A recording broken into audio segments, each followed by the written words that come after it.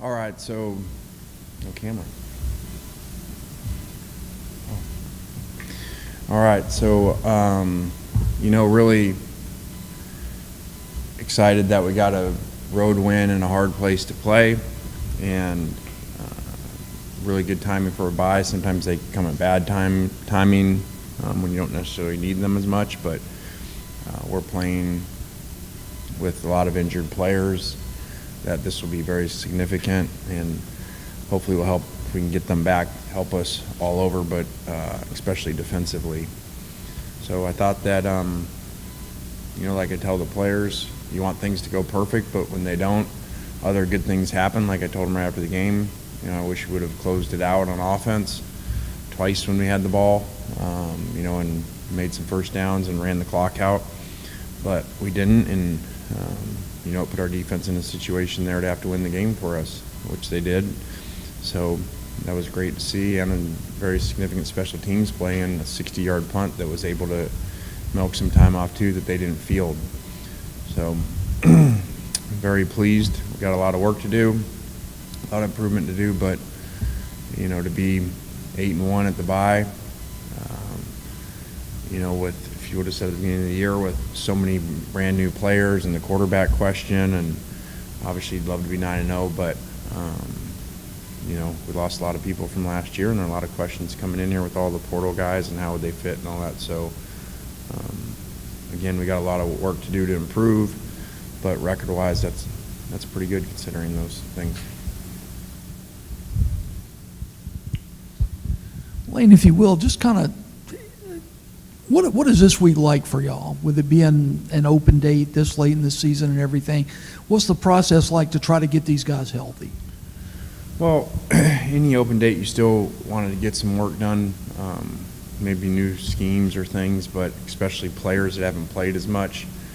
It's so late in the season, so there's more about getting guys healthy. There's more people that you got to do that, where if it's earlier in the year, you don't as much, and so there'll be a lot of players very, not in practice and in the training room and trying to get back because, and kind of like our common theme, unfortunately, every year, we're not rotating a lot on offense, especially in the skill or line, but especially skill, which, has resulted in some huge play counts, whatever, 82 or something from Ingo, I think, the other day. So there's a lot of guys that need to get their bodies back. Just asking you to answer in general, but what is your gauge on recruiting and how these prospects have responded to you guys being 8-1 at this point in the year, and as you mentioned, having to kind of you reload it as opposed to rebuilding? Yeah, I think 10-2 regular, so 18-3 in regular season games over 2 years. That they've been at a lot of them. They see them on TV. That's a lot of wins and success, and that it usually winning impacts recruiting. At least it used to a lot. So I think that we've had very good reception from guys that are interested in coming into a program that is winning and having a lot of fun doing that. And hopefully they overlook some other things.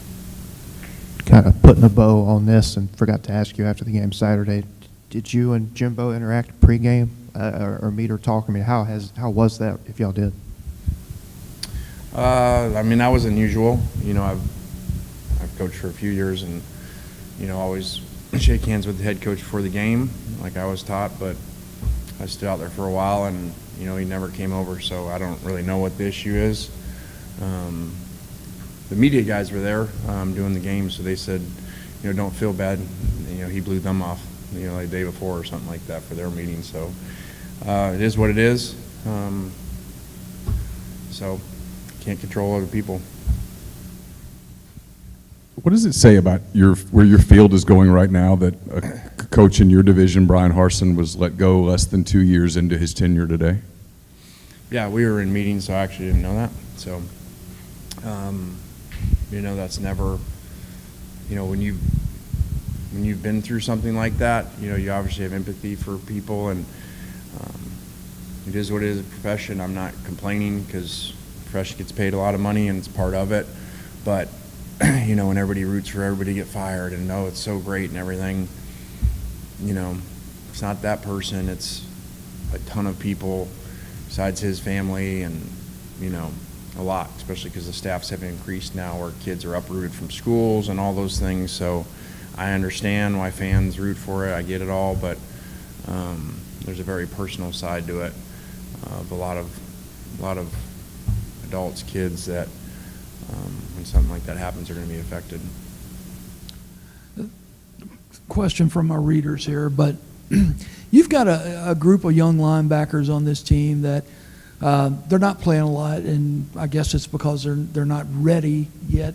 But what have you seen out of them, and what kind of promise do guys like Willis and those guys hold? Yeah, some are playing on special teams, and we do think that was a really good group signed, you know, and knew that there was, you know, some number issues coming up, and so I think those guys will be really good players. It's a hard position to play right away, you know, so, you know, that it takes time. Quinshon Junkins and Nick Brokard won some SEC awards this week. Just your thoughts on that and reaction, or are you surprised? No. So when you play well and you win games, and, you know, statistics are really well in an area like running, you know, those are going to happen. But Q, you know, like I said, that was pretty cool on his 19th birthday, you know, to have 34 carries, you know, which our staff was all complaining about all the injuries, you know, by them. But, you know, they had 9 defensive injuries that stopped the clock, that they stayed down for a very long time, as we all saw.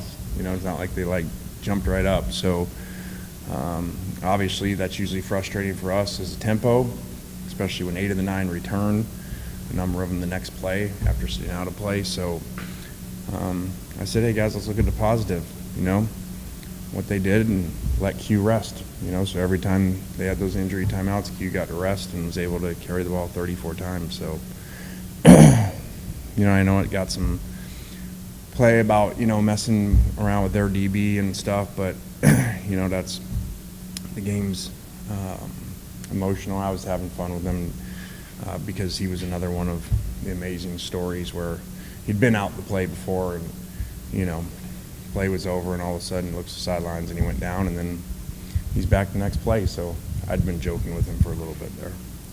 But I have fun with that. You know, those kids like him, you know, have alpha personalities, 5-star, and, you know, we communicated after and laughed about it. So, Lane, we saw Zach Evans make a really significant impact on that game Saturday night. It didn't look like he was 100%, but, man, he was certainly going 100%. Do you anticipate more and more of being able to integrate Zach into that backfield with Q the rest of the way? Yeah, I think this week off will be huge for Zach. You know, I think a lot of that was adrenaline-based, where he was able to do that and didn't have a knee brace on, and then he felt it, and then came out, put a knee brace back on, and, you know, obviously he had the one run where he would have always scored on that, you know, where he fell down. So you can tell he's not fully healthy, but he pushed through and, you know, made some big plays. And I think that sideline run, running the guy over, which we just showed to the team, you know, was a lot for our sideline on a road game. And also, you know, as we've mentioned with him before, there were some early in the year that weren't like that. And then, you know, that Vanderbilt, he seemed to change. Kind of got the rare opportunity of the bye week ahead of the Alabama game. Just for you and your staff, when will y'all kind of start looking at Alabama? I know you won't do anything on the field till next week, but when will y'all start looking, and I guess will you watch that game Saturday night? You know, we'll start as soon as we leave here. You know, we just met with the players, let them go, so we'll start on that ourselves with Alabama and work on it all week. I know this has happened to you a lot over your career, but when your name comes up in jobs like this, do you address it with your team? Does it come up when you talk to recruits, that kind of thing? I never do with the team, never have. Recruits, you deal with that all the time.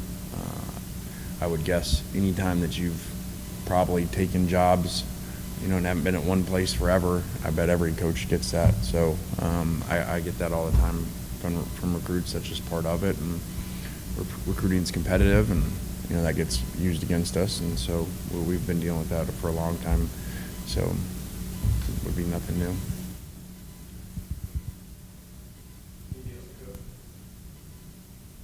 All right, guys, have a good week.